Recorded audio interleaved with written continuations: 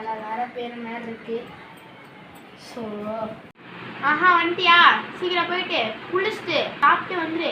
ஒழுங்கா உட்காந்து படிக்கிற ஓகேவா? நான் எக்ஸாம் வேற இருக்கு. கடகடன்னு படிச்சுட்டு கடைசியில் நான் ஒப்பிக்கிறேன். வெளில கொஞ்சம் பாருங்க, சென்னையே தண்ணியில மூங்க போகுது. நீங்க என்ன இப்பதான் உட்காந்து படிக்கிறீங்க? நான் கடைக்கு போயிட்டு மேகி பாக்கெட்டு காய்கறி எல்லாமே வாங்கிட்டு வந்துடுறேன். என் சைக்கிள் எடுத்துட்டு போய் ஃப்ரிட்ஜுக்குள்ள விட்டுருச்சு, பிரிட்ஜ் மேல விட்டுடுறேன் ஓகேவா?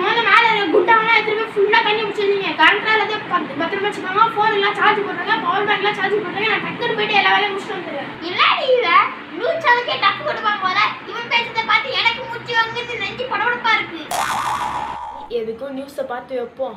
எதனா திருப்தியா இருந்தா பாசிட்டிவா சொல்லுவான். ஜாலியா திருப்தியா இருக்கும். இப்பொழுது காற்றழுத்த தாழ்வு மண்டலமாக இப்பொழுது இருக்கிறது. இது பிறகு மிகவும் பெரிய காற்றழுத்த தாழ்வு மண்டலமாக மாறுவதற்கு வாய்ப்பு இருக்கு. இதுக்கப்புறம் புயல் அடிக்க வாய்ப்பு அதிகமாக இருக்கிறது. சென்னைக்கு மிக அருகில் இருக்கிறது இப்பொழுது புயல். இதுதான் அந்த புயல். எப்படி இருக்கு பாருங்க. இந்த புயல் பயங்கரமாக வந்து சென்னையை தாக்குச்சுன்னா சென்னையை புரிச்சு விடுறதுக்காக வாய்ப்பு இருக்கு. எல்லாரும் பத்திரமாக இருங்கள். சென்னைக்கு ரெட் அலர்ட் இப்பொழுது விளக்கப்பட்டு இருக்கிறது. பத்திரமாக இருங்கள். இந்த கிளாஸ் நான் கவனிக்க நான் ஸ்கூலுக்கே போயிருப்பேன் போல.